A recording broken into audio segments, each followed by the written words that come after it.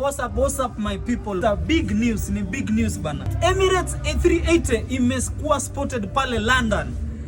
Branded champions Ni kuwakumbusha tu we are still champions manze. The world yani bado nawakumbusha Arsenal we are still champions. Ni kubaya. So kuna 3 major signings zenye tunaweza fanya this summer, okay? Kuna number 1 Matheus Fernandes from West Ham. And then kuna number 2 Morgan Rogers from Aston Villa. And then number 3 Sandro Tonali from Newcastle United. So easy, not yet confirmed, but it's a here we go soon possibly. Na bado pesa iko, tumeingiza pesa mingi sana. Here Champions League tumelose.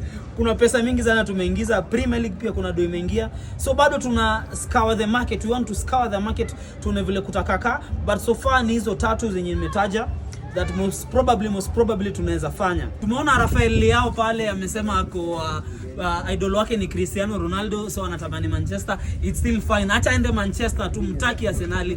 Aende Manchester. Sisi tunataka Morgan Rogers, a player from the Premier League manze.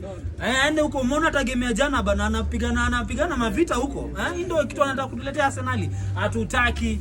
Anyway itakuwa mbaya guys, so acha tu stay tuned. Alafu na bado kuwakumbusha tu sisi ni nani? Cameraman niambie sisi ni nani? Champions of England. Kabisa, pull off.